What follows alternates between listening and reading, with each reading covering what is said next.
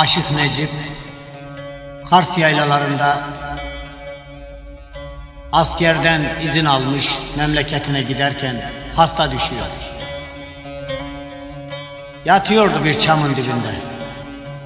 Sevgilisi telliyi hayal ediyordu bir taraftan. Görüyordu ki bu arada dağın başını bir duman sardı. Eyvah, bu dağ da bana benziyor. Onun başındaki duman benim başımdaki sevda gibi. Onun otları, ağaçları benim tüylerim gibi. Onun çeşmeleri, dereleri benim gözyaşım gibi. Efkarlanan Necip bir dağlar türküsü demeden geçmiyordu.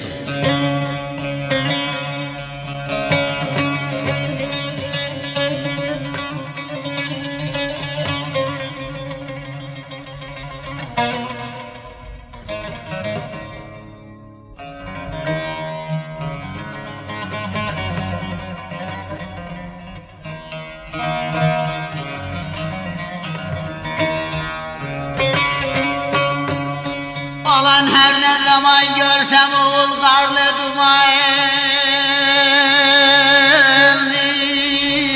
senin de ben gibi yaramı dağlar oy oy.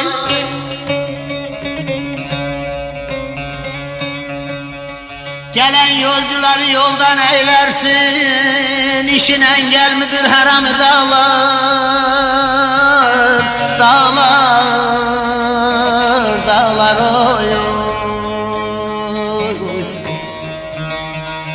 Gelen yolcuları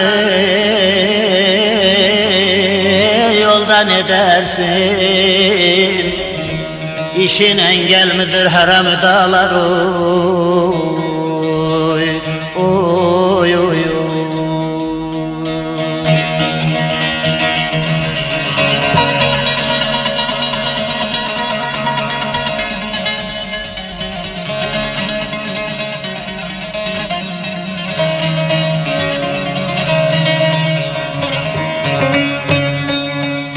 Yavru yüceymiş yaylaların yurtları, yırtıcıymış çakalların kurtların.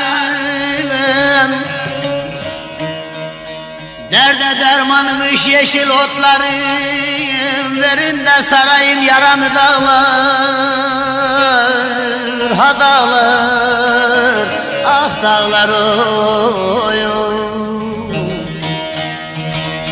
Derde dermanımış yeşil otların, bilmem anlar mısınız çeremi dağlar oy oy dağlar.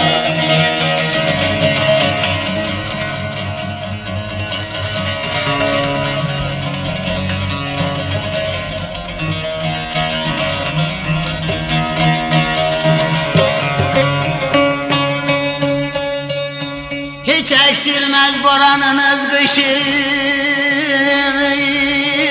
kış gelende uçup gitmez kuşunuz.